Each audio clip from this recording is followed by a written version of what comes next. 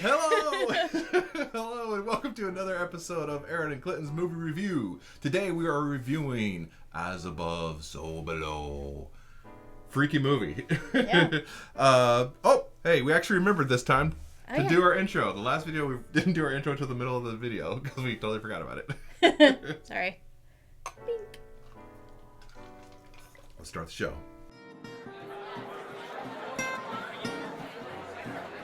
All right, so like we said, As Above, So Below, a pretty freaky movie. Yes. Definitely a freaky movie. It was a horror. It was it was a horror. It was a horror movie. It was not a drama or a love story, my friends. No. Go in being tiny bit a of a little love bit. story, I guess, but I mean, they don't really no. You always got to throw in some sort of little love intrigue and everything. Yeah. Some attraction that had there. But So you want to talk about the premise? yeah, so basically the main character Scarlett, she is trying to continue her grandfather's grandfather? Yeah. Her father's work. She's an archaeologist, scholar. Student or scholar? Scholar, and then her dad was an archaeologist. And he was hunting for the Philosopher's Stone. Philosopher's Stone. You know, which gives eternal youth and all this other kind of magical Turns powers. metals into gold or silver. It's like it's a whole thing. Has to do with alchemy and all this other kind of stuff. Yeah. So, but the main plot is her trying to continue his work, and they kind of show real quick in the beginning of the movie she finds the rose key. Yes. The rose key in Iran, and that has something to do with what she's trying to find in Paris. Yes. And she ends up going to the catacombs, which are a real deal. A real deal in Paris. They're like 370 thousand. There's 6 million people. No, I meant how wide it goes, how long it goes. 370 miles or something like that. Really, yeah. Under Paris. I can't remember what it was either, but it's really long. Yeah, and 6 million 6 dead. million people dead, people buried down there, because of some plague that happened back in the day in Paris. And it's real. You can take tours there. Yeah, now it's a museum. Yay! Yes, now you can go down there and go see a bunch of bones. It's like fun. I like that one. I like that one. That one's gross. And they set it up to where it's like all the bones are the walls of the catacombs. So. And you were telling me that they actually filmed it down there. Yes, this was the first film that was ever approved by Paris to film it live in the catacombs. The film people's in charge of that there. Yeah, because all the other films probably in the past were just they had to do it in sets because they this wouldn't one was allow mostly there. So that. And then one of the characters, George, he is a claustrophobic in real life, so he had to take a bunch of breaks. He had to keep taking breaks and going back up for air. I wouldn't. I mean, I'm extremely claustrophobic, so I would not be able to do this ever. Even watching the movie, I mean, even for me, I'm not claustrophobic, but even watching the movie, I was just like, there's those tight spaces and there was that one scene with the cameraman who got stuck in Benji. Yes, he got stuck in the one of the tunnel. They had to crawl through all these bones, and it was like it was getting tighter and tighter and tighter, and I don't know why he got stuck. I think he was holding cameras or he had equipment on him or something, and he just got stuck, and you could tell. I don't know if he was acting or if this was like a serious he wasn't really stuck. I'm sure they got him out, but he seemed genuinely. You could tell it was so enclosed, and I was just like, oh my god, I couldn't watch it. I started feeling like I couldn't breathe, and I started freaking out. That's like it's someone that's a claustrophobic. Their friends, well, why would you take this role? And they're like, because it's gonna be the easiest role to nail in my life. It's like I don't gotta do any work or training. I'm scared all the time. I will go between two rocks and be freaked out. It's not too hard. But yeah, so anyways, so they're going to the catacombs to search through all that for all the stuff, and all these weird things happen, as you can imagine. As above, so below. And I'm sure if you're here, spoiler alert, you probably already know what happens. But there was a part like when they get remember there was the girl they saw in the club. Yes. Who had DJ Axios or something like that, who was actually really playing at the time or something like that. Famous DJ in Paris. But the girl he saw in there was kind of weird. She gave him this weird look. Her eyes looked weird. And she was a weird looking chick. She was weird, yeah. She was very pale, and she had bleach blonde hair. Kind of walked a little bit strange. Yeah, she had this whole thing. Like, she looked like a ghost. So that's freaky enough seeing her in the little club. But then later on when they're in the catacombs, there's like a little separate room in there. And they're in there with like candles and doing some weird... There's a bunch of women that are like topless and they're humming. Yes. This weird... eerie humming. Yes. And she's like the leader of it. She's standing there like telling them to go higher or lower. And she kind of just looks all right, all freaky. Yeah. That's one of the parts like in that movie stayed in my head. Like, the the way she looks at hands, like, what the heck are you guys doing? Creep City. Yeah. It was weird. But that was the one thing that kind of confused me, because I don't know if, I mean, the whole premise is that they're all going through it and they're kind of having to deal with something that was dramatic in their past. Right. So, like, you know, with George's character, he, his brother, when they were little, his brother fell under some water or something, or fell under ice, and he couldn't get him out. And so during the catacombs, having to go through it, he had to kind of face his past of not being able to deal with it. So with the girl being in the Scarlet? No, the weird girl. Oh, right. That she ends up going after Benji. So what was the point of that? Because that wasn't like part of his past or anything. Yeah. It was just like she was this creep out chick, and then she just like. Maybe it was Benji. He took her on a date, had a good time. Maybe that's why he kept watching her. Like when she, well, I mean, because when they went to the, you know, he was filming when they were at the club, and when he saw her, he like filmed and watched her. Yeah. Like I'm wondering if he maybe he had recognized her, or maybe she was somebody from his past. Just part of the movie for us, like so we get used to her face in our head or whatever, or is it something? Or was something Benji had to kind of deal with, and he didn't deal with it. She did. Yeah, maybe she got mad at him for filming him. She's like, "You're the dude that filmed me back there. I do not like. I don't like being on camera." Yeah. Maybe. But so what were some of the parts that freaked you out the most, besides obviously the claustrophobia was probably the most. Her having to go back once they realized that she had to put the stone back in order for them to get out of the catacombs.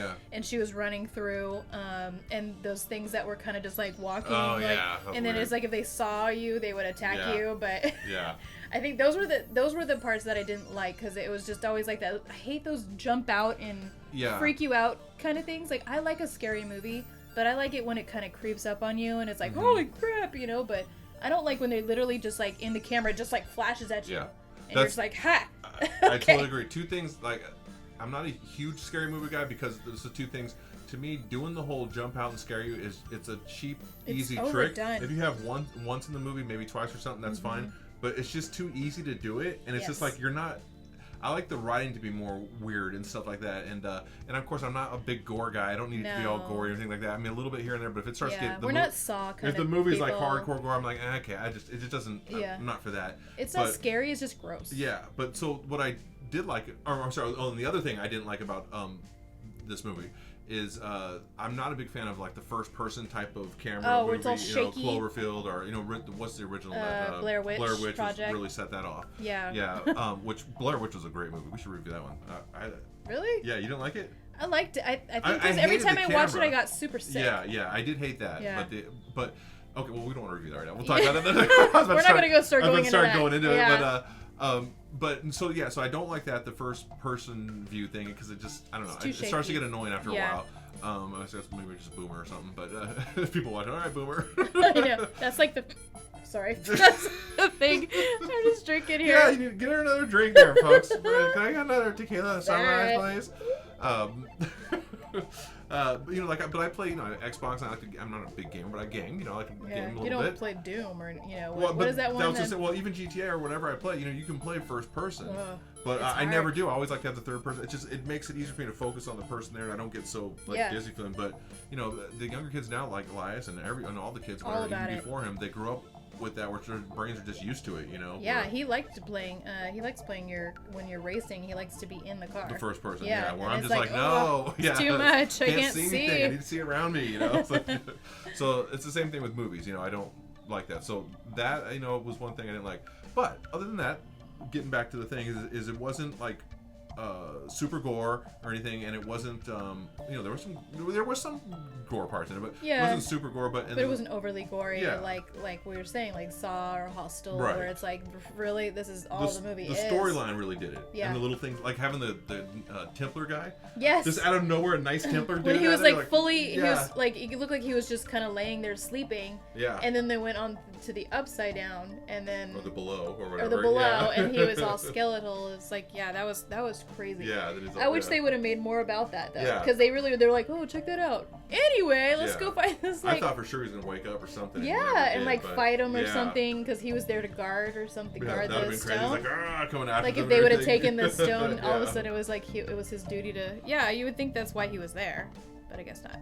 So yeah, so it was. I like it a lot. Yeah. I'm not normally a huge horror guy and those type of stuff, but it's one I like because it was just the storyline was weird enough to where it kept me interested. I think the storyline is what made it. Yeah, it was different from any kind of like horror movie that we've watched in the past or that have come out. And the fact that it was filmed in the actual catacombs gives it even more of a, because I mean catacombs are creepy. We're even thinking about how it looks so real. You know what I mean? It's like that the Yeah. studio and all the stuff they would have had to build for that would have been a huge budget, but just like, hey, we can just film down there. That's going to save us a lot of money. I know. That's pretty cool that they allowed them to do that. Yeah.